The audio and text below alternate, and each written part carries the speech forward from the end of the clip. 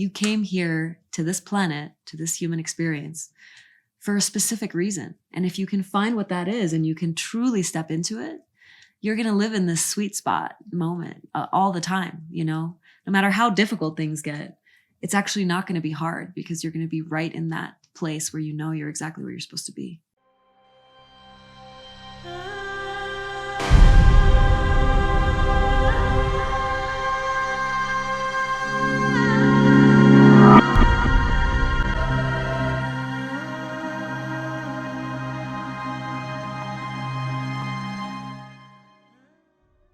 Hello, you beautiful bluebirds, and welcome back to another cozy edition of Deja Blu podcast. Today, we are sitting in a really cozy, delicious lodge in Montana, Big Sky, sitting next to a blazing fire with two of my most favorite human beings on the planet. I am so excited to be having this discussion.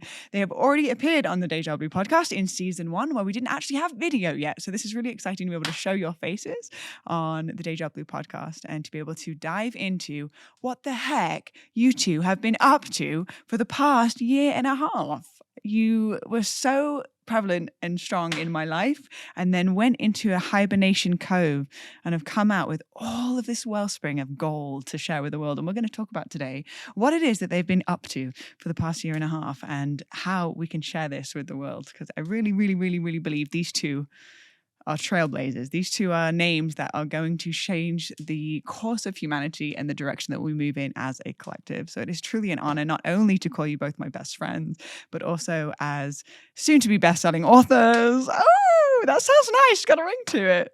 As well as just so many other different endeavors that you have going on with a whole becoming process, which we're going to talk about and unpack today, as well as looking at a retreat center potentially, as well as a documentary coming out. I mean, I cannot fathom how two individuals in such a short period of time can produce so much gold.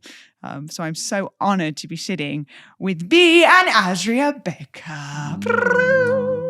Welcome back to the Deja Blu podcast, familia. And for all of you listening on audio, you may hear some pops and crackles in the background, and that is because we are sitting next to a very juicy, delicious fire. We've got snow-capped mountains in the background. As you can see, we're not in our usual Deja Blu set. However, we thought we'd take it on the road and hit it rogue and really allow to encapsulate this very monumental moment in your lives, because tonight you are both hitting the TEDx stage.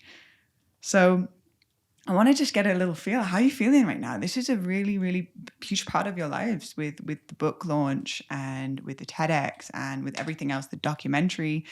How is this part of your life in the archetypal journey of your becoming personally? How is this feeling for you that the world is going to start to be able to reveal more of the depth of your souls? So first and foremost, we wouldn't be here without you, Blue. So thank you for referring us. Blue spoke here a year ago on the TEDx stage, and when the organizers reached out, she suggested us. I think the inquiry was to find someone who could speak about psychedelics. And I know a couple of people. And we decided to do it together, which was also different and not necessarily what Blue was originally thinking, since Blue has a lot of, you've seen me speak many times, and obviously I have a background in acting and all the things. So when we were like, hey, we'd like to do it together, Blue was like, well, is Benjamin qualified to do such a thing? Very skeptical, very skeptical. Yeah, you have to prove yourself, baby. Tonight's the chance. Yeah, we'll see. Don't let her down. We'll see. Listen, my recommendations are the finest of the finest, you know what I mean? However, you have definitely been blowing me away recently from the poem at the wedding, which we can talk about in a little bit, and just everything that has been coming online for you creatively. It's like actually such an honor to be a part of your becoming process and your blooming process creatively as well. It's been really interesting. I'm kind of perpetually out of my comfort zone. Nothing that we're launching have we really done, right? We've never written a book before. We've never, launched an online coaching process. We've never film the documentary, and all of these things are so new. And so every day I'm kind of in this perpetual, out of my comfort zone space. Yeah. Which is such a beautiful place to be. And you've been very graceful in it as well. And just watching you blossom and step into your creative performer gifts really has been such a beautiful treat. Because when we met him, he was like convinced that he had not an artistic bone in his body. And we have plenty of evidence now to prove otherwise. George Clooney over here. Watch out. Yeah. It seems to be the thing that happens by being in the field or the presence of Azrya.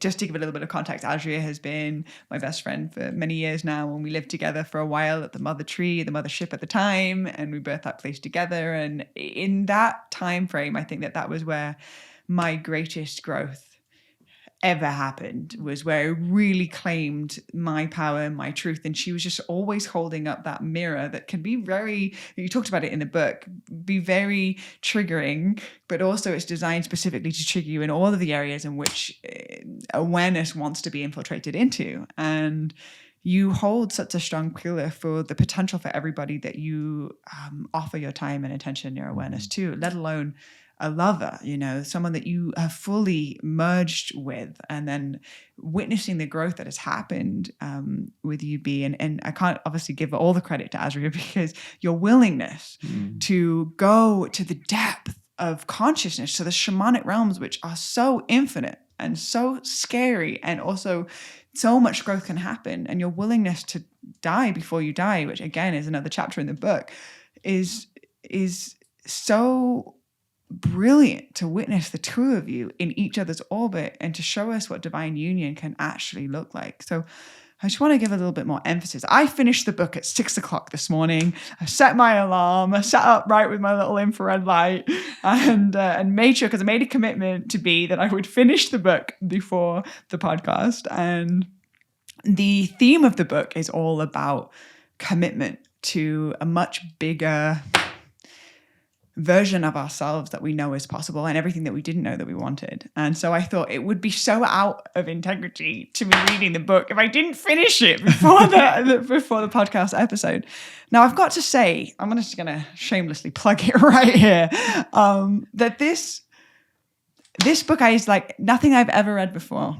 And it's because it covers so many different areas. It's like 50 Shades of Grey meets Untethered Soul, meets The Power of Now, meets a whole new text that hasn't existed before this book. And it gives context to the becoming journey and the awakening process. So to people that haven't read the book yet, if you were to just give an overarching intention behind the book of what it is that you wish to share with others through this piece of literature that you've shared. Well, I think what we tried to do was really vulnerably and honestly share the full spectrum of the story of our journey, right? And so bringing forward all the lessons learned. Azrya pulled 34 journals of, from when she was 16 years old on, taking out the nuggets. And then we tried to really share vulnerably and honestly our journey and how and our experience through some of those challenges in life. And so I think that what makes it special is just how authentic and raw it is. And we share the bliss of the moment, and also like the challenges and the death portals that we went through.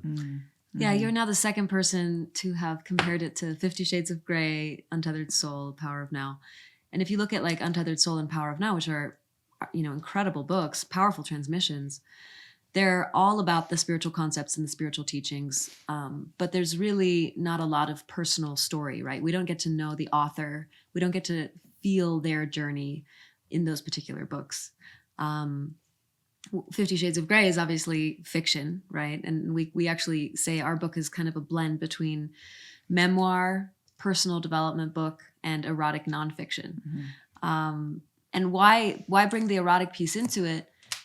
It's because sexuality is such an intrinsic part of being a human being, right? Like literally none of us would be here without it. And yet in the whole landscape of spirituality and even personal transformation, it's often a subject that is really left out. Because I think largely because it's such a sticky subject, and it's quite literally. Quite literally. Literally and metaphorically, darlings. Yeah, I mean, bodily fluids are just a thing we don't normally talk about in our day-to-day reality, right? So I think for me, I've always been very drawn to the taboo in general. I mean, sex, death, psychedelics. These are some of the things that I'm most interested in, precisely because they're so off limits. And I happen to manifest myself a partner in crime who is equally as shameless as I am, if not more shameless. I didn't know that it was possible to find someone who was had less shame than me, because for a long time I was the opposite, and I think it's important to mention that. If you read the book, you'll see my journey through sexuality, but for a long time I was crippled by shame around it. It was such a deeply suffocating kind of subject for me, because I had this deep connection to my sexuality when I was very young, and then it was very repressed. And it was like I remember all of my friends in my early teens were starting to be sexually active, and for me it was like I wanted it so badly, but the thought of it, I felt like paralyzing fear, like crippling fear. So it's been a long journey for me to move through all that and kind of transform that. And now on the other side of the healing journey, it's been so liberating to be able to just stand in that truth and say, hey, this is a part of spirituality. It's a part of personal development. It's an intrinsic part of being human. And it's not everything, right? There's a lot of the book is not about sex, but certainly, we have had this explosion of creativity in our union. And I think that, a big reason for that is just the polarity that we have naturally between the two of us. But creative life force energy manifests itself in different ways, right? It can manifest itself through the act of sex, but it can also manifest itself in the way that we've been able to harness and channel it into really making things, making dope art. And we use dope. The acronym is daring, original, purposeful expression. Daring, you definitely went for the daring piece. There'd be certain lines that would just pop out of nowhere, and I'm like, you said no, what? I'm like making sure no one's like lurking over my shoulder, and then I gotta like check in with myself, the amount of shame that I hold for even reading it. I'm like, oh, but I like it. I can't stop reading, and it does lure me in, and it's working its medicine in a way that it invited me to look at my relationship to these sexual expressions, specifically my relationship with shame. And the thought, I always, I think from the perspective of, imagine if my mum's reading this book, like how, the older generation, based in religion, or how these pieces can create those triggers. But then you talk about it in the book, the 5 T's that Azrya has downloaded from God knows where in her Aquarian soul, that has brought in the trust, the trigger to teach. And I think that this book just does such an incredible way, not just the book, but the book is a manifestation of your soul's expression together and individually. It does such a good job at triggering us just in the right areas where you just can't stop reading. Just want a little bit more. So I'm curious, and you talked about it in the book a little bit. What has the journey been like for you in a world of so rich judgment and deeply sensitive individuals to claim these taboo topics in such a bold way that you are birthing this body of work from a solid inner certainty? It can't have started that way. There must have been a journey for you to go through, which has required you to go, you know what? I'm going to talk about milking his cock. Oh, she went there. Which I quote in the line from the book. In such a bold voice, but I'd love to just like create a level of relatability from some prude individual that has realized that rubbing yourself against a piano bench feels quite lovely. Highly recommend. To now being fully like, here I am, and I don't mind who picks up this book and reads it, because it's my truth, and that is what I'm here to present to the world. Well, I think that first of all, we sent the book out to a lot of people in the community before, even the earlier version. We rewrote the book 4 times. So the first version, we sent it out and we got a lot of feedback, and I sent it to some people in men's groups that I'm in, business communities I'm in, to get a real diverse perspective. And overarchingly, we got feedback of like, why are you going there? You're just going to limit your audience, right? But the real answer to your question is it wasn't a choice. It didn't ever feel like a choice. It just felt like it's what was true, and we couldn't share something that wasn't authentic and honest and true to us. And so we got the feedback and we tried to be sensitive to it and we sat with it. But at the end, we might have massaged a word here or there, or how we said something to be a little more graceful about it. But at the end, there was no real discussion ever really about should we or shouldn't we? It was just what was true. And I think that so many people have shame around, their sexuality, and not just their sexuality, how they show up in the world. And it never felt like there was an option, but it also was challenging, especially for me, with some of my friends and family and community that I'm coming out of. And so certainly I had to move through layers of surrender and trust and in the process and stepping into this new expression of myself, because Azrya has been a lot further along on the journey. And so for me, it was a stark transition over the last 3 years for a lot of the people in my world. And so there was a lot of encouraging to hold back and censor. But we never really, that was never really an option. Mm-hmm. Yeah. I mean, I certainly didn't start, fully free and liberated in my voice. It was a long journey, and it been on this path, very seriously committed to my becoming journey for probably close to 8 years. And even before that, there was years of dabbling, I would say, of kind of preparing my consciousness for it. But the really serious work began in 2015 and 2014, 2015. And there was about a year into my journey, I started feeling this very strong, I don't even know if it was, I don't think it was a choice. It was kind of this choiceless choice energy, but the strong draw to share what I was receiving. Because the truth is, I was receiving insight, whether it was by meditating in the park and just being in stillness, or it was working with plant medicine, but I was receiving profound insights and downloads. And I was observing a lot of people kind of starting to show up in my field that were asking me for my perspective on things. And we would have a conversation and they would walk away 10 pounds lighter, and I was like, okay, there's something here that wants to be shared. That's medicine. And then it took me many, many months of doing these sort of wannabe behind the scenes, preparation videos that I had the intention to post on social media, but never did, because I was so afraid of being judged or of just the backlash that could come my way. So it was certainly a journey, right, of moving through those layers of fear, and then eventually sharing a lot of content online and sure enough, manifesting the worst case scenario and having people not resonate with me, having people get really triggered, having people write really nasty things and call me out on things or call me forward. And then learning to deepen into those feelings and into just a continual deeper claiming of who it is that I really am. Mm-hmm. And not being willing to shy away from the full expression of that. Mm. So because I had already gone through it on my own, and I was really pretty stabilized on the other side of it's just who I am. And if people don't resonate, that's totally cool. I was able to also hold space for Benjamin as he was going through that process, because it was a very dramatic shift that a lot of people from the outside looking in his community just couldn't understand and couldn't track. And really you can't understand unless you're on the path and you're peeling back the layers and you're doing the work yourself. And you're working with the medicines that we were working with, and you have that real lived reference point.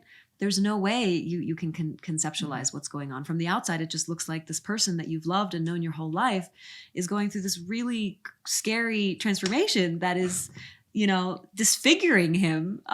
So I understand that those those friendships and the family members were feeling protective and wanting to kind of cling to the version of him that they knew. Mm-hmm. But you have to be willing to let go, because there's no evolution otherwise, right? It's just become stagnant. Mm-hmm. Something that I really, really, really value in the two of you is your commitment and your devotion towards being in your truth.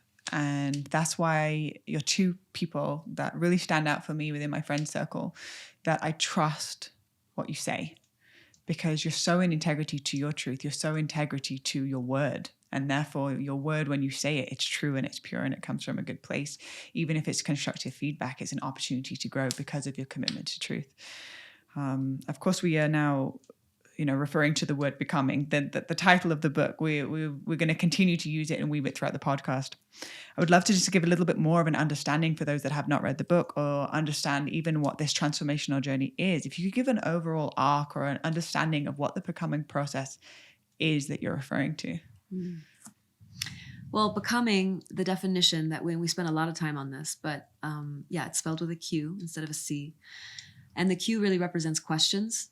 We thought about it a lot, and it's a very multidimensional journey. So to try and boil it all down into one thing is difficult, but certainly one of the most important aspects of the becoming journey is the willingness to ask yourself the essential questions and to keep asking. So that's kind of the heart of it. And the definition of becoming is devotion to the process of becoming who you are designed to be by embracing your greatest challenges as curriculum and savoring the full spectrum of life and death. And so it's a pretty, wordy definition, but if you really sit with each one of those pieces, like we wanted something that felt all encompassing. And originally it was actually savoring the full spectrum of life. But recently we decided that we needed to add death because the truth is that the becoming journey is full of death. It's full of the old versions of yourself having to give way, having to sometimes like literally go up into flames so that you can truly rise as the phoenix does from the ashes and step into the next version of yourself. So yeah, that's really the kind of the core. And we love this term death portals because to us it's like the death is the beginning of something new. It's not the end. So the portal is that entry point into the next version of who you were designed to be. And even the idea of who you were designed to be is if you think about it, a very spiritual idea. I mean, you could look at it more from a genetic perspective as well, if you're not comfortable with the idea of a soul having multiple lifetimes, for example. And we give our readers the option to kind of have both lenses. But yeah, like the idea is that there's a specific imprint that you have. And the Gene Keys, of course, is a great resource if you want to explore that. But that you came here to this planet, to this human experience for a specific reason. And if you can find what that is and you can truly step into it, you're going to live in this sweet spot moment all the time, no matter how difficult things get, it's actually not going to be hard because you're going to be right in that place where you're exactly where you're supposed to be. Yeah, I'll just add, I guess, the piece around too, that there's this, that your greatest challenges are curriculum. I think that when you start looking at your life and appreciating that if the universe is benevolent and working for you, it's going to continue to give you challenges and curriculum so that you can grow into the highest expression of yourself. And then when you pass that curriculum, right, when you pass the test the universe gave you, it's just going to give you more curriculum because you've evolved. And so when you start looking at those greatest challenges as really gifts, a gift wrapped in thorns, is when you really start, like life starts to get easy, because when those challenges come around, you're like, okay, here we go again. Thank you, universe. Let's next. I've evolved to earn this next challenge, right? So it's part of the evolution. And when you start looking at it like that, life just gets less difficult. That's the switch is the mindset in how we place on, or what we place on the inevitable, what is. And I think that is a huge part of the becoming journey, is the mindset of like, this life is happening to me, or life is happening for me, life is happening for me. Then I'm always going to be in a deeper inquiry to uncover the gift that is wrapped in thorns, potentially. I really, really resonate with parts of your journey. I also don't resonate with some of it, but I resonate with the overall arc of the becoming process, right? We all have our own individual experience of our unique becoming. And there's multiple things that I just really love about the book. And I'm not just saying this because these two are my favorite humans, but I've really, really genuinely devoured the book in complete awe and admiration for who you are without even knowing you. Just sort of looking at it from a subjective perspective and being amazed by these two humans that are so radically sharing their truth because it's the only way. And it may ruffle people's feathers, or it may make people uncomfortable, but it is your truth, and therefore there's no other truth besides that. And that's what the world is so starving for, is no more becoming versions of ourselves that we think will be accepted, and tainting our message so that it can be perceived by our old school friends in a certain way, but actually staying true to the choiceless choice, which is the truth of your experience. And that is medicine. With that being said, I'm curious, specifically, Bee, you share your journey with your family members and being somebody that plays so outside of the box and sort of scribbles outside of the lines, and being committed to the ultimate truth, and simultaneously having aversions from family members that it feels personal, or please don't mention this, and please don't go there because it will create this, ripple effect.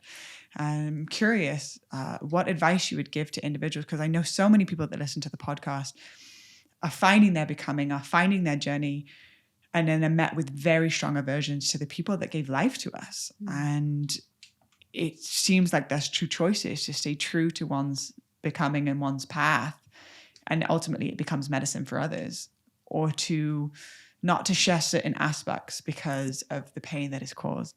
So I'm curious what kind of advice you would give to somebody that is in that sort of experience. It's a beautiful question.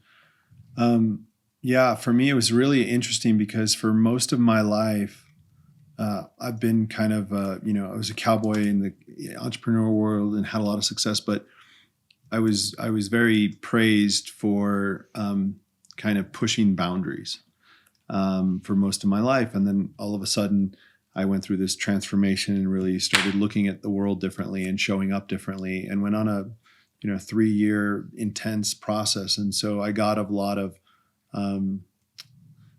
flack from my family and friends, and it was really, really challenging. And at points, wasn't even speaking with some of them. I guess the advice I would say is number one is, if you think about it, if you were born into their family, if you went to the same school that they went to, if you had the same teachers, if you got the same job, if you had the same life experience, you would believe the same things they do. And so one is just have compassion for the fact that they had a different experience that got them where they are at. And I've had a different experience that got me where I'm at. And so when you kind of step back and view it from that perspective, that's one really important thing, because don't make them wrong. I think we try and be right and wrong, and it's okay, I honor your perspective, and it's not wrong, and I have to own mine.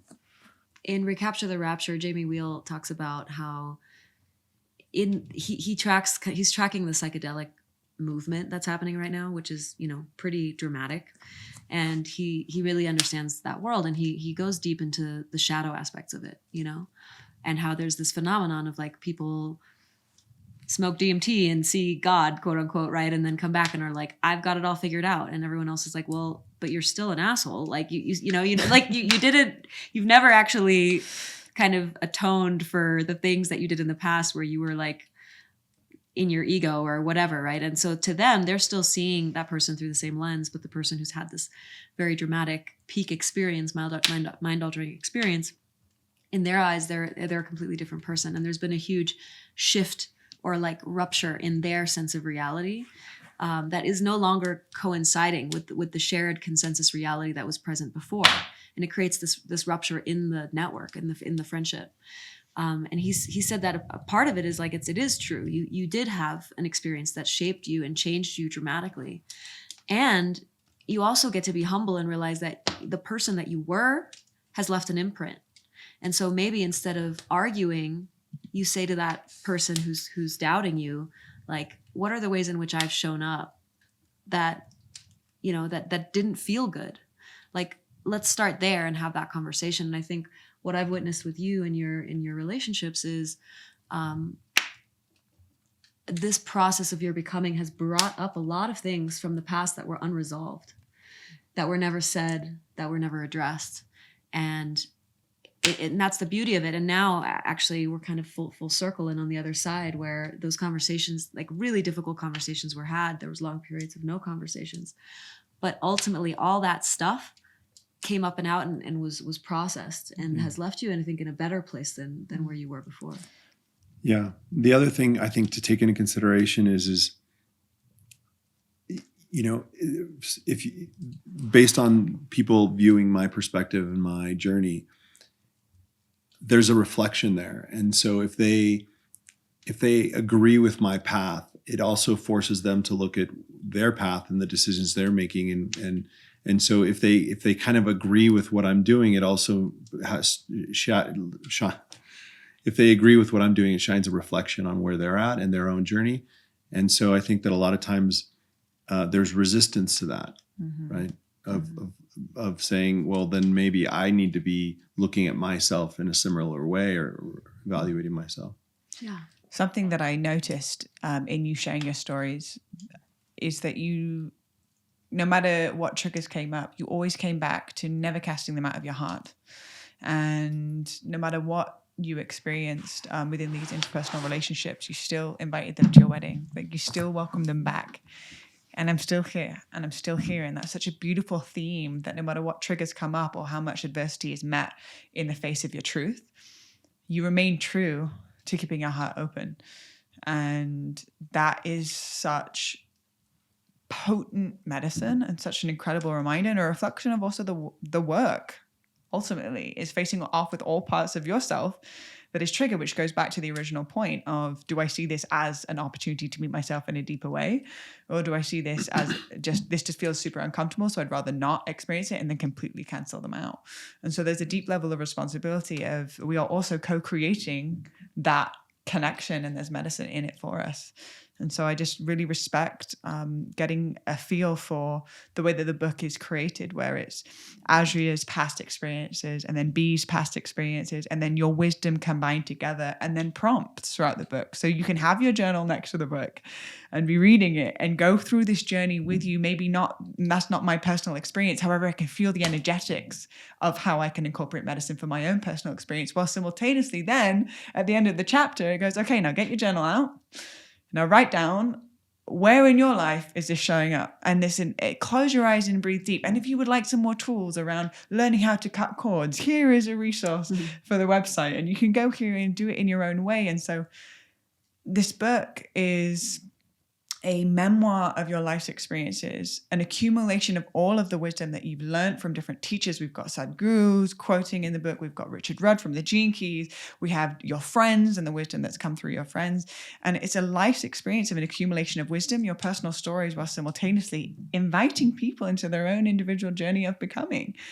And so it is such a fascinating perspective that I haven't experienced before reading a book. I've heard people's stories, I've heard makeup stories, and I've heard self-development programs that can guide you into your own awareness. But the weaving of the three while simultaneously throwing in a flavor of spice, hot and spicy, right in there, it is definitely one that don't want to put down. And it just left me wanting more, which sort of leads into, Bee, you mentioned throughout the book that because of a very, very challenging lawsuit that presented many, many, many triggers and deep feelings of like dread, you birthed something really beautiful. You alchemized it into a piece of artwork that now is an opportunity for other people to experience their becoming journey, and you refer the becoming manual.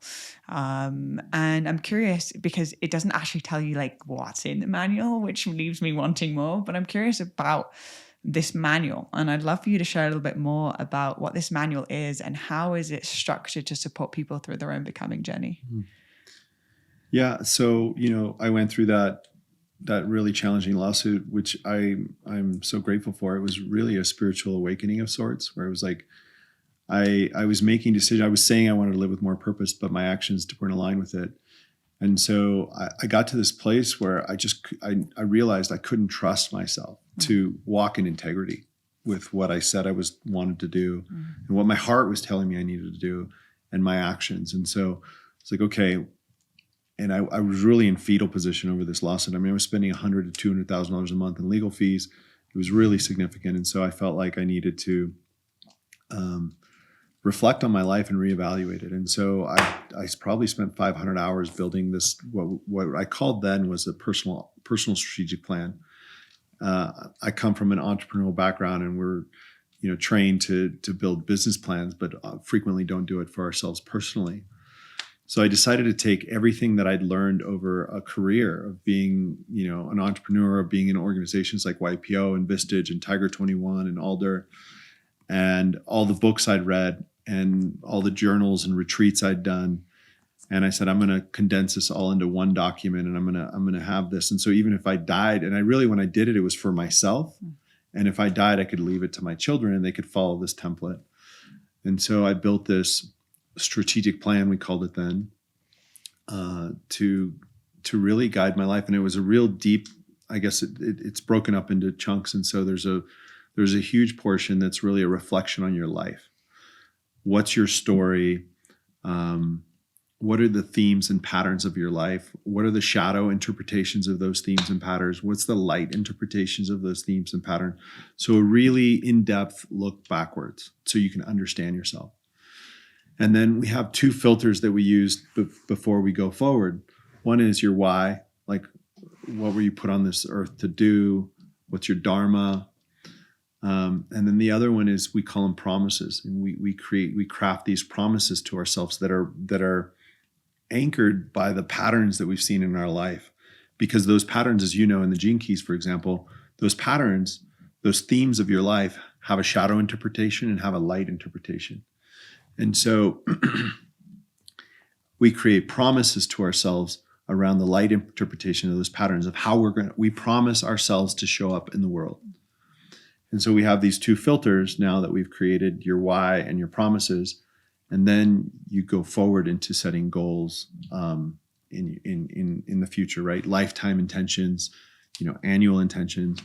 But this is a framework that we use, and that's just a piece of our what we call the becoming process, which is a 6-month course that we take people through. It's a deep dive, weekly curriculum, visualization exercises, videos, in interactive Zoom calls. And then for those that want to take it to the next level, we do multiple retreats over a 6-month period of time where we, include plant-based medicine as part of that work. And there's a ton of curriculum and exercises, but then at the end, or as you go through the process, you build an operating system. And so we have the framework and the template, we hold the container, but when we call them stewards, when the stewards finish the process, they walk away with a new operating system for their life. And so, the catalyst was this challenging time where I realized I couldn't trust myself. And then I met Azrya and showed her this and saw what she was doing with the coaching and the psychedelic work and infusing that with this. And we just saw that if we married these two together, how powerful they'd be. And so that early version of what I built was really up-leveled through this union. Yeah, and we decided to call it an operating system because, as you know, and we often joke that you're Mary Magdalene and I'm Steve Jobs. We're like this interesting match made in heaven. I feel like I'm like the compassionate version of Steve Jobs, I would like to think. But I do relate to him in the sense that he had a very specific vision that he came here to birth, and it was very big vision, and he was kind of willing to do whatever it took to make it happen. And so, if looking at this whole, concept of becoming or personal transformation through almost a little bit of like a technological lens, not that humans are machines, quite the opposite, but we are these biological masterpieces, right? And our bodies are kind of like the computer, our minds are like the software, our spirits are like the electricity that kind of turns it all on. And I've always loved that metaphor and to kind of think of it that way. So when you're on the journey of becoming, a lot of what you're doing is you're reprogramming yourself, right? You're taking the malware, if you will, and you're debugging your system, all your traumas, your insecurities, your fears, the stuff that got stuck in you somewhere that's kind of making things not work as efficiently as they could. You start to slowly but surely upgrade all these things, and not by rejecting those parts of yourself, but by integrating them, right? By receiving the gift and the lesson that the medicine that came from those experiences. So it felt true to say operating system, because that's kind of the whole idea of what we're offering. Is it's not just it's not an offering that focuses just on one area. It's really like you're looking at your entire life, past, present, future, and you're choosing your operating system very consciously, and you're designing your own. which is really cool because most of us, come into this world and we get conditioned by our life experiences, by societal programming, by media, by all this stuff. And it's sort of this idea of who we are, right? It's this identity we create, but not consciously choose. And then we're sort of stuck with it. And it's like, well, is that really who you want to be? Mm-hmm. Or is there a version of you that's a more authentic expression? And so that was kind of the idea behind it. I really appreciate that. As you share your own individual journeys and your wisdom that you've cultivated, there is a very, it's sort of what one of our teachers taught us about the Tantra and how it's to be held in like a claiming way, but it's held very lightly, so that there's always subject to change and the flexibility within the wisdom. And it's been very clear throughout the book that there is not one truth and that your perception is the way. What it's inviting is beyond the logic and into the realm of feeling, which is, are you suffering? Okay, there's something there for you, but you don't have to suffer. This is what has supported us, and these are some tools and modalities to support you. However, this is an opportunity to recognize that you are the designer of your life. You are the creator. So if there's something that's not working, here's an invitation to dive deeper instead of to shrink. And so the variety also of the archetypes in which you cover, the two of you actually are very different individuals, very different backgrounds. Bee, you really cover the archetype of that has chased the first mountain. You mentioned, the second mountain in the book by Stephen Brooks. And David Brooks. David Brooks, thank you. Doing so well with all of the names up until this point. I haven't read that book yet, but it's definitely on the to-do list. And you cover the archetype of the businessman, that has chased the first mountain of material success and constantly more, an insatiable desire for more, which we see this archetype get to a certain point where it's got everything and is no longer tantalized by the five senses and starts to feel the burnout in the depth of one's soul. And this covers such a huge area of people on the planet right now, which is being sold an illusion of what happiness actually means or where it comes from. Simultaneously, Azrya, I feel like the archetype in which you cover is those that have just been born into the family that feels like the psychedelic sheep of the family that just has a different way. There must be a different way, and is constantly asking questions and has a deep level of empathy to all that is around with the elements and with the grass of watching it be cut, and it feels like a part of you is being cut at the same time. It's covering a full variety while simultaneously recognizing the interconnectedness of all of it.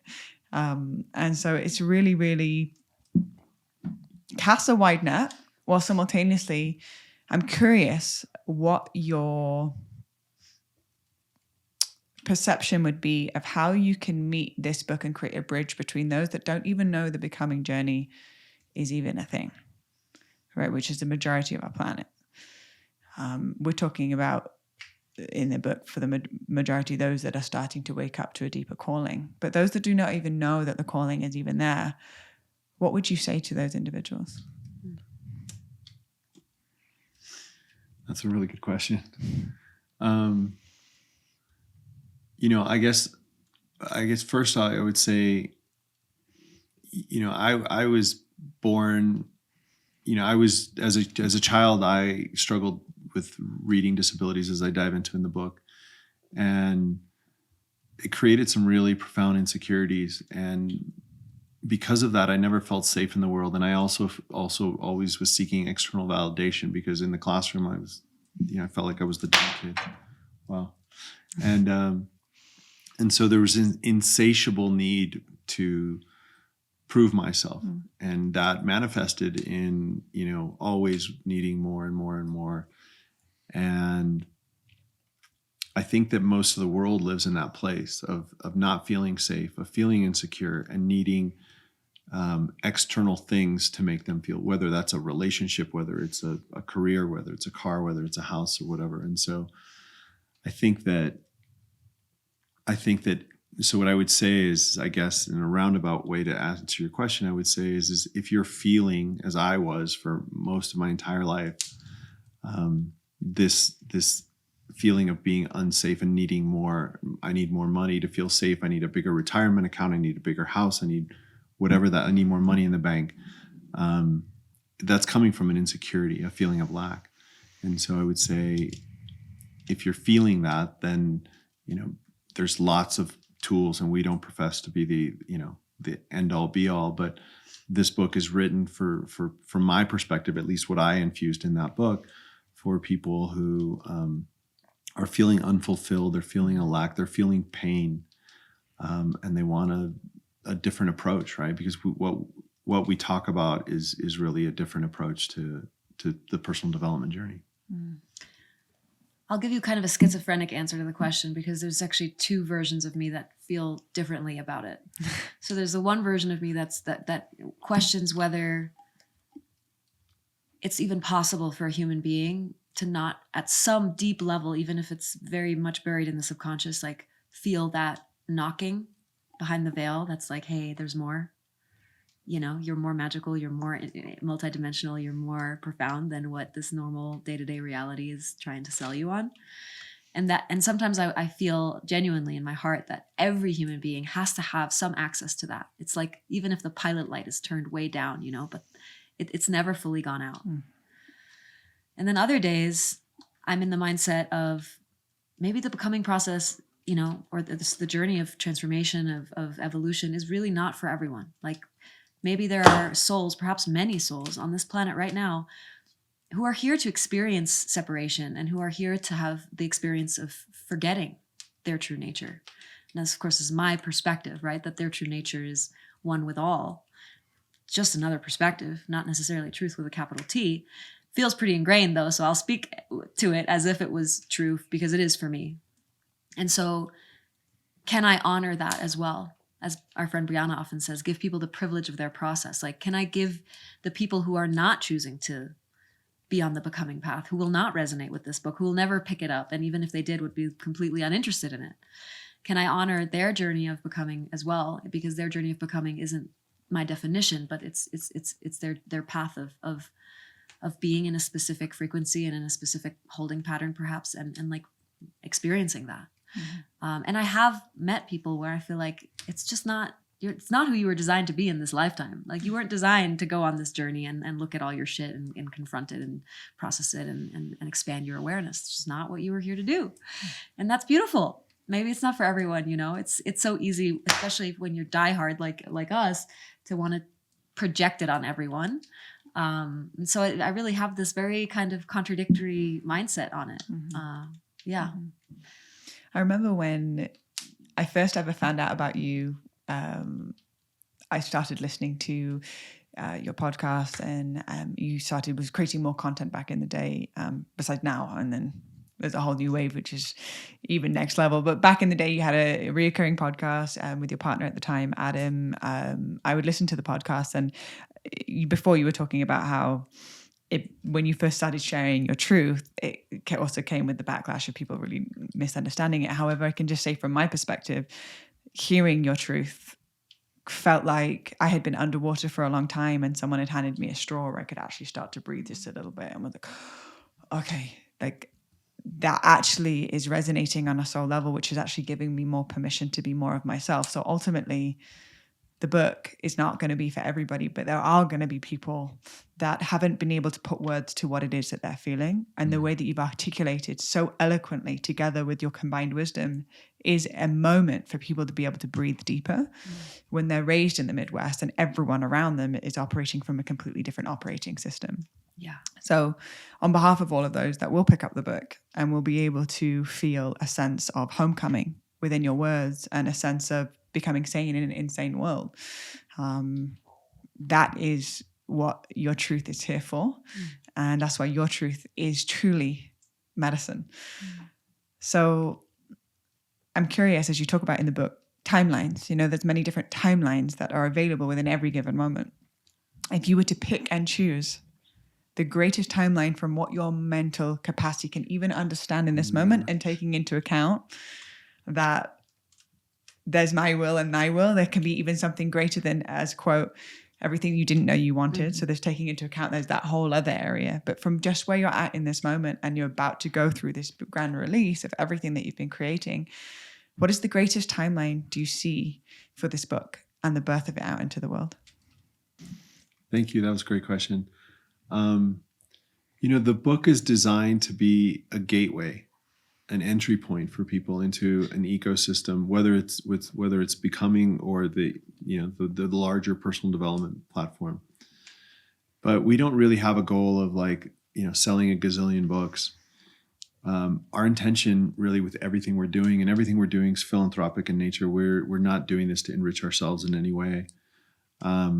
We just want to share our blessings with the world and drive, be stewards of everything we have and the mission to drive impact in the world. And so our real goal is to get people to actually do the work, because I've certainly read a lot of books in my life and said, wow, that was amazing. And then I set it down and didn't change anything about my life. And so the real goal is to get people to do the work, whether that's entering in the becoming ecosystem and doing the process, or fluorescence, or whatever it is. But our real goal is for people to do the work. And we don't necessarily want to quantify that. It's, if we change one person's life completely, then we've won. And we've already won. And so that's the real goal. And so hopefully the book the book will get in the right person's hand that needs to hear it in the moment. I've read so many books that I read this and I was like, oh my God, it was written for me in this moment. And it was such a godsend to have this book in my hand. And I hope that happens for people out there listening to the podcast. And really beyond that, we hope that it's inspiring enough, because that's the thing. It's I've read a lot of good books, but inspiring enough to actually take the next step and do the work. Yeah. That's a really humble, beautiful answer. Oh, if we only sell one book and change one person's life, that'll be great. And it's true. It's very true. I fully align with that. And I want this book to, be in the hearts and minds of millions of people. And when I compare myself to Steve Jobs, I do that because he had this crazy capacity to dream huge, and he talks about it, right? Here's to the crazy ones, the misfits, the rebels. The ones who are crazy enough to think they can change the world are the ones who do. And I just deeply resonate with that. And I don't feel it's so about me or us really in this case, but it's also not at all. It's not. There was a long time where it was for me.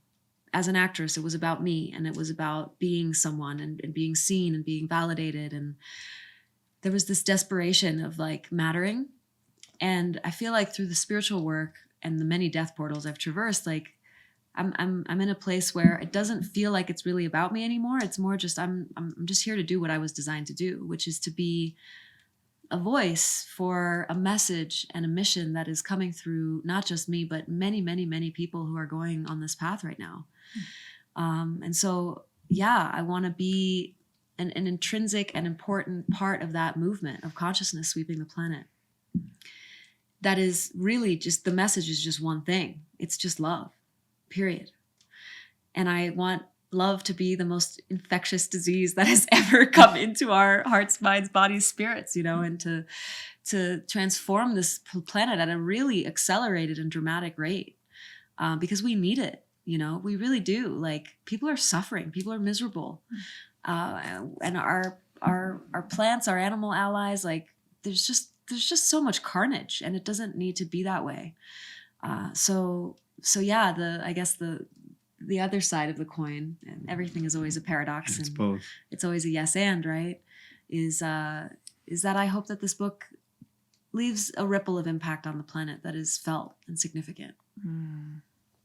So being the conduits of the message to come through, and devoting your time to be able to allow it to be written on the pages and shared in a physical manifestation, to be shared into the hands of others, while simultaneously recognizing that it's a bigger truth and a bigger awakening and wake-up call to individuals that ultimately leave this place a better place for our children and our future generations and for the planet.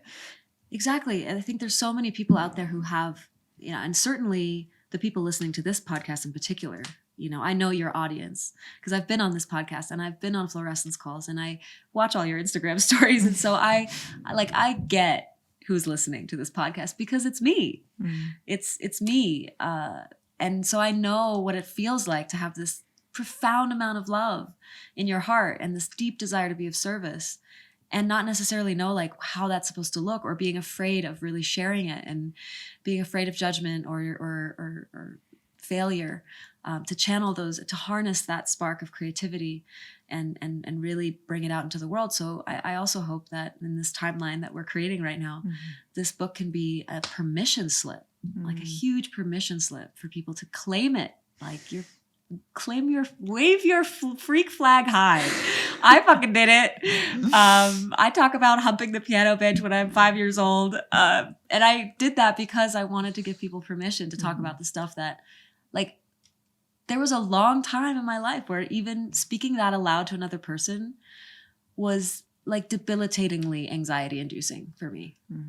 That was like my dirty little secret, you know? And now I'm free of that. Like, I don't have to carry that around with me anymore. I see the innocence in it. So dirty. There's the polarity again. You're getting a snippet of many different little seeds that are planted throughout the book. It's innocently definitely dirty. We like polarities and paradoxes over here. Speaking of activating the creative spark, something that really has blown my mind around what's possible, and also acknowledgement of the stories that we tell ourselves, which are actually not founded in truth. When I first met you, Bee, you had the story that you didn't have a creative bone in your body, and you're more of a businessman, and you've got a great business mind, and you can navigate Excel spreadsheets, at the back of your hand, while simultaneously, music or poetry, spoken word, or any of that sort of stuff that felt so far away. Simultaneously, I happened to be a maid of honor at your wedding, and got to witness from like 2 feet in front of me one of the most phenomenal poems of spoken word, almost 8 minutes long, of completely memorized word magic. It was poetry, and it was poetry in form. It was phenomenal. So I've now witnessed the narrative that I don't have a creative bone in my body to all of a sudden becoming like one of the best spoken word poets that I've ever heard, as on the altar of your union, of your marriage, in declaration to the love that you have for Azrya.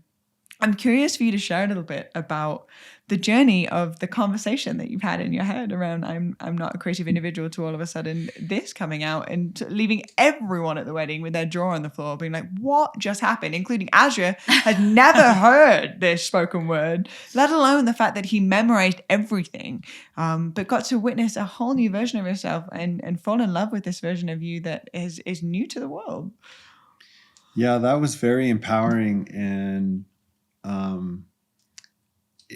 it's interesting how I got into how I decided to do that was a circuitous route. So I heard In Q, who's maybe the most famous spoken word poet, came to our home and performed with some other musicians, and he just blew me away. And I was like, oh my God, I would love to be able to do that. And so I pulled him over after, and I was like, listen, I'm getting married, and I would love if you could help write something for me. And he's like, I don't normally do that, but for you, we'll talk. So I get on a Zoom call with him, and then I never called him for like a month because I was so nervous about like, do I really want to do this? So I call him, and he's like, well, tell me what you're thinking. And I'm like, listen, I'm going to give you like some bullet points, and then you go write a poem, and then help me, figure out how to deliver this thing. And he's like, no, I don't do that. I would never do that. But I'll tell you what I will do. And he's like, I don't even do this one-on-one with people, but I'm going to make a special, exception for you. So we get on a Zoom call, and he basically performs 2 spoken word poems to just kind of inspire me a little bit. They were related to love. And then he says, okay, I'm going to put my Zoom call, I'm going to hide my screen and mute myself, and I'm going to set my timer. And in 20 minutes, I'm going to jump back on, and you're going to share with me what you wrote. And he just prompted me with a few questions, like, what do you love about Azrya, right? Like things like that.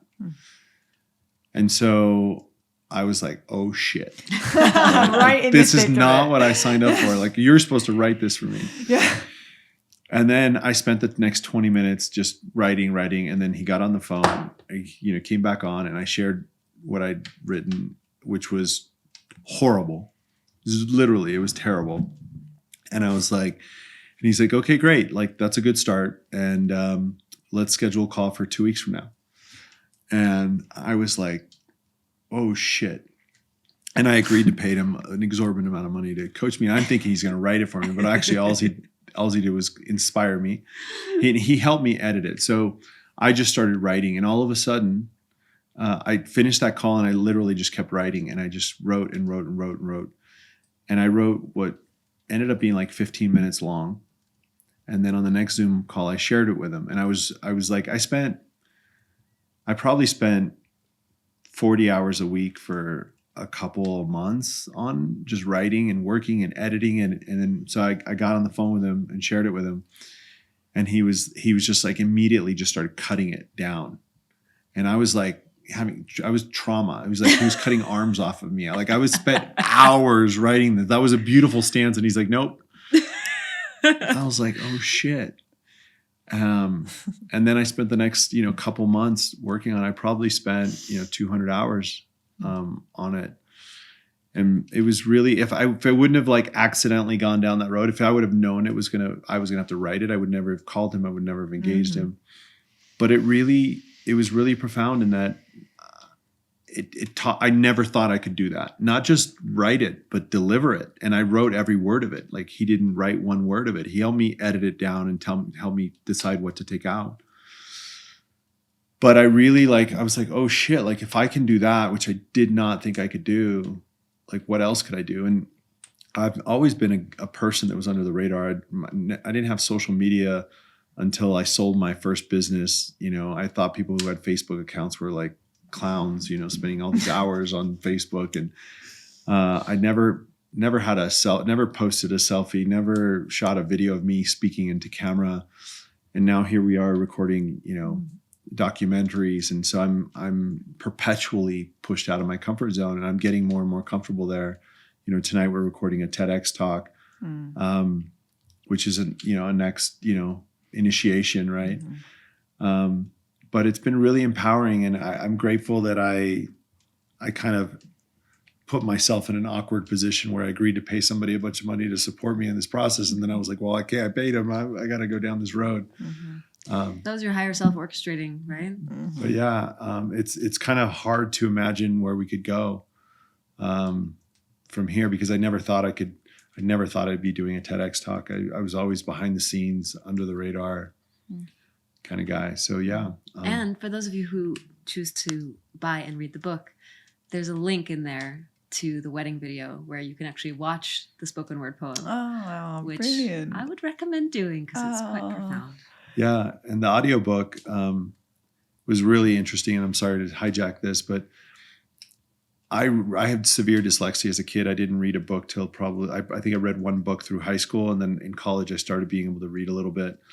But I read really slowly. And I never thought I'd write a book, number one.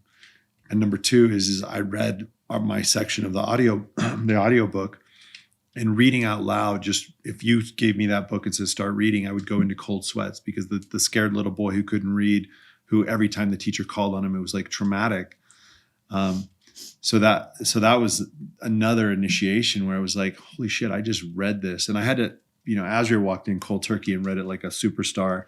And, I would practice for hours and still stumble like a buffoon, but thank God for editing. The editor was like, she would go in and like fart out a chapter. And then I would be like 10 hours in their sweat, to come out just dripping in sweat. And then at the end of the audiobook, we have bonus material where we interview some of the people in our lives that were part of our journey that we talk about in the book. So we did an interview with my ex-wife, Griselle, my daughter, my mother, with Mars. We interview each other. And so those interviews are also really cool. But yeah, so I'm Azrya's been a huge catalyst, as you said earlier in the podcast, for me, and really supported in creating that container for me. And she says it in our wedding vows, she's always standing for my greatness. And she sees my potential before I do sometimes. So I have to thank her for a lot of it. I remember the first letter that you ever wrote to Azrya, and you said something along the lines of, and please correct me if I'm not getting this word for word, but something along the lines of, I want to be the wind that propels your arrow upward. Is that correct? The air, yeah. So we acknowledging Azrya for activating so much within you, and simultaneously you activating so much within Azrya, and the professional frame that you've given her storytelling and the resources that supported her to be able to share her message in such a potent way with incredible videography, and being able to allow her visions and her dreams to be executed in the 3D. Because ever since I met her, she's always had a million plus one ideas. We talked about 17 journals that you went through. I always call her the scribe of the community, because she's always writing down. There's always new information coming through. However, without the masculine structure, that we have a glass of water that's just all over the table. It's just water. But what you've also brought into her life is given her a frame for her existing piece of artwork to actually be presented to the world. So witnessing just the balance of the medicine that you've poured into each other is such a gift for a reference point of what divine union can birth into the world, and how it can really support all of the belief systems to be completely shattered and really living to blow your own mind. And something that InQ did so well for you as an honoring to you is that he taught you how to fish. He didn't just fish for you. And so now you know how to do that for the rest of your life. And you get to keep that as an asset in your tool belt that you can offer in any given moment, because you've done it before, and therefore you can do it again, which I think is the greatest gift we can ever give anybody. And I also think that this is what the book does, is it gives us tools for us to be able to keep within our tool belt, to be able to utilize for our own journey. So I'm sure there's many people that are listening to this that also have that story. That said, like, I am not a creative, or I can't sing, or I can't dance, or this is just not for me in this lifetime. And so for anybody that is listening to this, be based off of what you've shared. And Azrya, if you have any words of wisdom around this piece too, what wisdom or guidance or advice would you give to those individuals that have that narrative that they just were not born with this gift to do X, Y, and Z? Well, I think what's really interesting about your story is that, you have the spark of inspiration, right? Which a lot of people have, but then the actual execution, the actual facing of your fears or your quote unquote limitations to break through to the other side, where you're now not just thinking about it, but actually living it and embodying it. That is a journey. And I think you have to be invested in the journey. And so whether it's a financial investment like Benjamin made, right, where he was like, God damn it, I paid this guy, like I gotta go through with it. Or it's an investment into a daily ritual or a daily practice of some kind that can allow you to hone that particular gift. But the truth is that, like, unless you start doing the thing, you're going to be right. You're not going to be good at it. Probably, some people have natural talent for sure. There can be like a raw material there that you can work with, but even those with natural talent put in 10,000 hours, right, to get really good at something. So that's a big theme too, that for me, and one thing that I think one of the greatest gifts I've received from this relationship, it's kind of like this little bucket, I would call it, but it's like consistency, commitment, loyalty, devotion. These are all sort of similar energetics, right? Describing a similar thing. These were all things that I would say fairly offline for me. I had devotion to my mission, and I was very clear. I was certainly committed to my personal growth, but devotion to all the little mundane action steps and tasks that are required to actually manifest the vision into reality, that was lacking for me. And the structure was really fundamentally lacking as well. And when we met, I had all these ideas and all these kind of half-finished projects that all felt very, very separate from me. I mean, they were all connected in some way, but they were also pretty separated. Even just the names, right? I had the Cocoon Experience, and I had the Millionaire Muse, and I had my coaching practice, and I just all these different like little offerings, money medicine package. It was all floating a bit.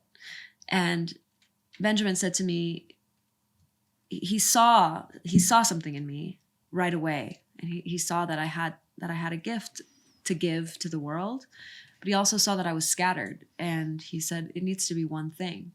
And when we wrote the book, we had multiple titles for the book. Originally, the book was called Becoming Unfuckwithable. And then it was called Stripped Awake. And we were really committed to Stripped Awake. Like, we loved that title and it felt really good. And his genius kicked in and he was like, you know, if we go with that, then that's going to be its own thing. And then we're going to have a process that has its own name and we're going to have all these sort of separate entities. But what we really need is what's the one thing? Like, and there's a great book, by the way, called The One Thing that I highly recommend. Gary Keller. Yeah.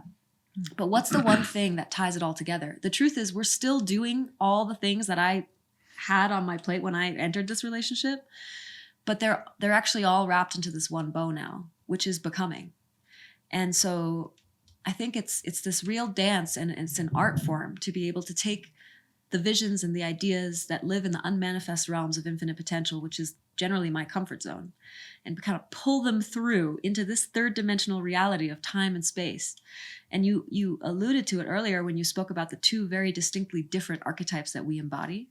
Benjamin is really like the archetypal kind of doer, and I'm like the archetypal dreamer. And so when you bring those two together, there's this magic sauce that happens. Now that's in the microcosm of our relationship, right? But if you look at it from a macro perspective, the people who are making the decision on the planet right now are mostly the doers, and they're mostly men. We live in a patriarchal society, right? So the ones who hold the codes of creation in the 3D are the ones who have the money and the power and the resources. Mostly men, white men.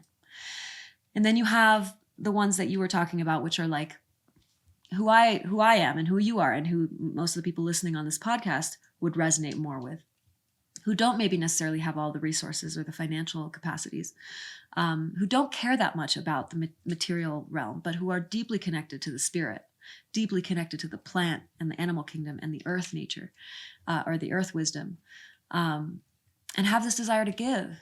And there's this beautiful opportunity for there to be this marriage on a collective level between these archetypes and these energies, because we each have something the other one doesn't.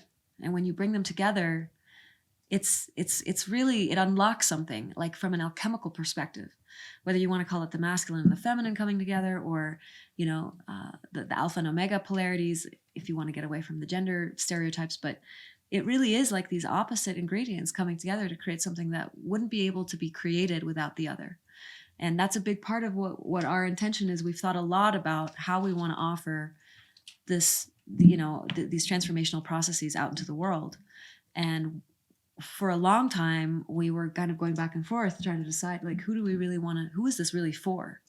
And where we landed was it's for those two archetypes. It's for who Benjamin was 5 years ago, and it's for who I was 5 years ago. And let us create a container and an offering that can uniquely speak to the various strengths that are and limitations that are present in both of those archetypes. Mm-hmm. And then the big vision is, you know, you have the two versions of this process that are happening kind of simultaneously. And then after graduation, they come together and they start to actually weave together. Mm-hmm. So you have, you know, people with resources who could potentially invest in other people who have gifts and ideas and solutions for, you know, huge problems on the planet that they're carrying in their hearts that they need support executing. So that's kind of like the big picture macro intention. Yeah, I just add one. I agree with everything you said, obviously. That's good. One thing I'd like to add that as I reflect on my journey is, in answering your question specifically, is, you know, one of the reasons I've been able to step into so many new areas and believe in myself is that I had people around me that were standing for my greatness. And Azrya was, as I said earlier, was a big catalyst for that. But one of the things I say, you know, if I had to like recommend for people out there, is also simultaneously is stepping away from people who don't see that. And I, you know, had to really step away from, I couldn't be where I am today if I would have stayed really close with some of my relationships, because there was shit talking or, you know, skepticism. And so I had to like protect myself in this, I went through a real transformation over the last 3 years, and it wasn't easy. Like, I sat in 40 ayahuasca ceremonies in a couple of years, and just doing heavy shadow work, and really had to protect and separate myself. So and surround myself with people who saw me and saw that I was going through a challenging time, but I was doing it for the right reasons. And now I can lean back into those old relationships and have mended many of those relationships because I gave myself the space, right? As Brianna says, the privilege of my process. I was in a process, and I had to create that space and surround myself with people who stood for my greatness and saw me. You after seeing that spoken word poem, recommended us to TEDx to speak together. If and you saw that, and so thank you.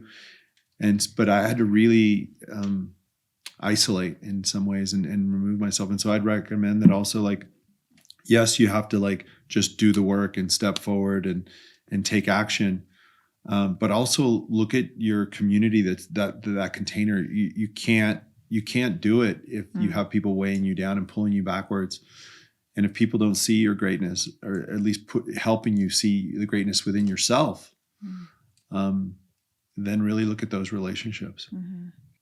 Based off of what has been read in the book, I think it's so easy to place a pedestal with just who you are as human beings and what you've created. However, hearing the backstory and a deeper understanding of the journey that it's taken for the creative expression to really be shared in a big way, and to do it the way that you did, it breathes permission. And whenever we share something from a deeply vulnerable place of expression on the other side of blowing your own mind that you're even doing it at all, every time someone shares from that place, it gives permission for those that do not associate themselves naturally as a natural creative. And the other night we were doing a jam session, and we were, in here in the cabin, and it's like our favorite space to be in is when humans are just in the flow state and everyone's weaving this tapestry of sound together. And I was talking to Zara about it the other day, and when, say for example, Zahara grabs the guitar, or you get on the drums, and it's a new,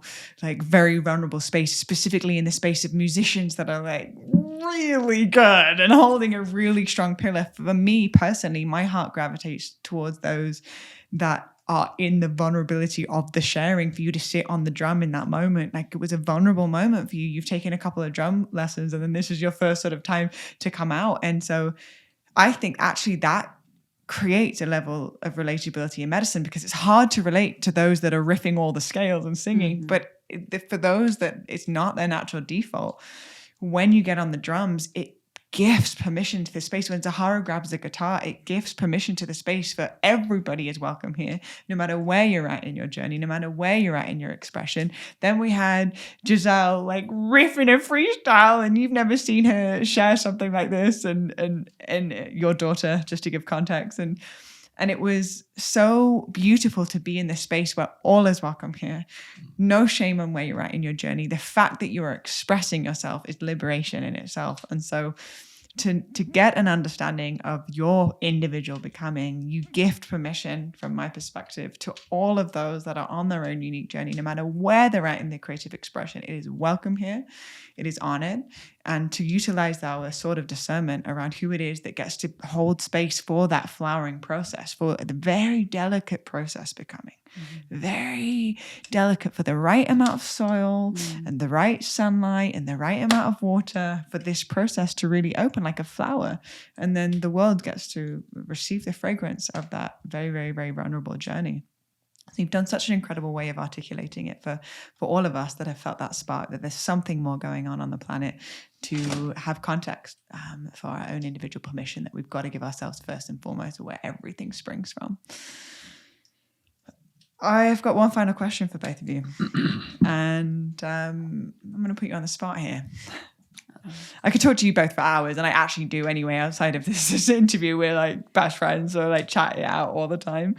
And if you're at this point in the interview where you're just really wanting more, then go get the book. What are you doing? Oh, you not ordered it already.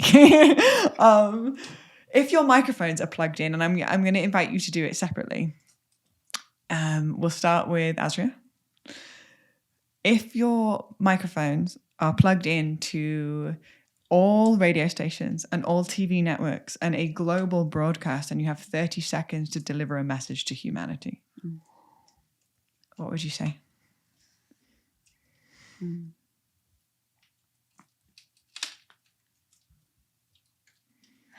It's always darkest before dawn. And though it may seem like things are getting scarier and more disconnected all around you, the light is just right there. It's inside of you. It's a flame in your heart that you can pour oxygen onto. And the allies, those who are wanting to stand with you on that journey of embodying love, they're here. And if you're ready, they will find you. So don't give up. Beautiful.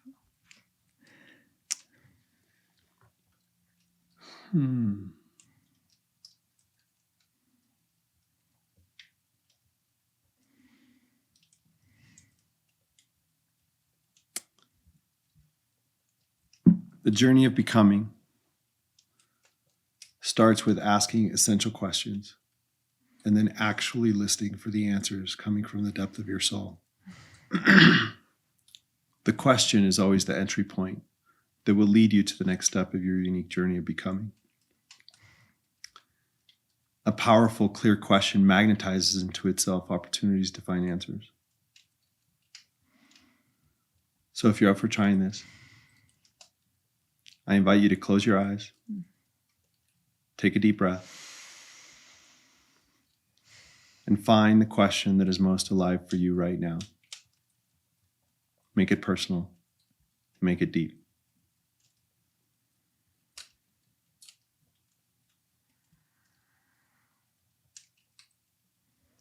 As you breathe into the question, identify what your preferred answer might look like.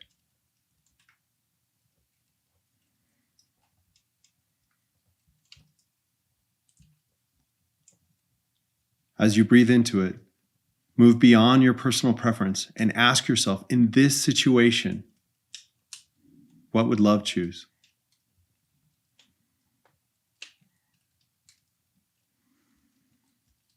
Beautiful. Now at your own pace, open your eyes. This may be a biased perspective. Could you two humans be any more of a gem of the human expression? Oh my goodness. Hey, that was an excerpt from our TED Talk. Yeah. I cheated. That was very good. Very, very good. I mean, I'm impressed. It packed a punch. Wow. Thank you so much for joining me today on Deja Blu podcast. It is truly an honor not only to sit with you and to peel back the layers of the wisdom that you've cultivated and everything that you're sharing with the world, but also just to know you both and to be friends with you both and to call you my best friends and to be able to celebrate by your side and know that your wins are my wins and vice versa. And just the way that we celebrate each other is such a reference point of how I want to celebrate everyone on this planet. And you make it so easy because of your willingness to always see life as your greatest teacher and to always be in the deeper inquiry of how can you up level so you can serve the whole. It is so remarkable to witness you both. And I felt so honored to get one of the first ever copies of your book, Becoming with a Q. And honestly, this book is just all of your life's experiences summed up for the most part in one body of text, and to be able to hold it in my hand is such a gift. And it is sacred text. It is a text that speaks to my soul. It is a text that reminds me that I am becoming sane in an insane world. It is a text that feels like home in book form. And I don't say anything that I don't believe in, on the podcast. And I wouldn't just be saying this just because you're my best friend and I want to big up your book. I'm saying this because I genuinely mean it. I'm saying this because I couldn't put it down and I was really hanging on every word as if I didn't even know you both, but was just genuinely admiring everything that you're creating. I gave her an extra $500. Lay it on thick. He'll slip the invoice under there to his bedroom door. Paid promotion. But truly, thank you. Yeah. Savage. Always keeping it real. Next podcast. Becoming is the sponsor. Use code BLUE now and you'll get 10% off your order. No, really, thank you, truly. And for all of those that are now listening to this podcast and they're like, must get myself a copy, want to get my hands on this text. How do people find this book? How can they purchase it? How can they find you? How can they learn more about the becoming journey and all the things? Well, the best place is to just come to our website. And the website's becoming.me, becoming with a Q. And the book will be available there. We actually highly recommend that you order it on our website and not on Amazon, because coming back to dope art, we really wanted to make the book something beautiful, something that feels like a piece of artwork. And because of Amazon's restrictions, we weren't able to put the really good quality copy on Amazon. So the really good quality copy with the rose gold foil and all the fancy stuff on it, which is the hardcover, is available on our website. And we will actually make a custom link for everyone listening to this particular podcast. So for all the bluebirds, we'll have it be becoming.me/Deja Blu. And then on there, you'll be able to find the book and any other information you want to access about what we're creating. And then if you sign up for our mailing list, you will get a free gift, which will be the 3 stages of becoming. And it's not a small thing. We've put a lot of time, energy, money, and resources into making something really substantial. So claim that while it's available. Yeah, and if you buy it on our website, we will plant a tree for every book sold. Oh, come on. Constantly continuing the cycle of reciprocity with the earth that is the reason why we can even create in the first place. So thank you so much for always giving back, for dreaming not just for yourselves, but for our future generations, for our children and for our earth. And thank you for breathing permission slip for all of those that are either started or well on their way of their becoming journey. Thank you. Thank you, Mama. To all of you beautiful bluebirds, thank you so much for tuning in to another episode of Deja Blu from the cozy cabin in the Montana mountains at Lone Mountain Ranch. It is such an honor to be here with you through media as medicine, coined from Azrya's original term, and to allow this camera device to be a portal into wherever you are and whatever it is that you're creating in your life. May this inspire you and activate you on a cellular level that supports your unique gifts to be shared with the world. And if this podcast episode has inspired you, has activated you, you believe that somebody else could really benefit from the wisdom that has been shared today, then please share it with your audience, share it on your social media, tag myself. Oh, what's your Instagram handles? We didn't even talk about your Instagram handle. Becoming with a Q on Instagram, and then Azrya Bequer and Benjamin Bequer. Perfect. So there you go. And we'll also put it in the show description on YouTube. If you're watching on YouTube, then you will be able to access their Instagram and tag them in the stories in which you are sharing, because we can only reach so many people. But with the effort of all of you, we can get the message of beauty, love, and unity out into the world. And that's what it means to be a bluebird, a responsibility of sharing beauty, love, and unity with yourself and others. Sending you so much love. And until next week, blessings.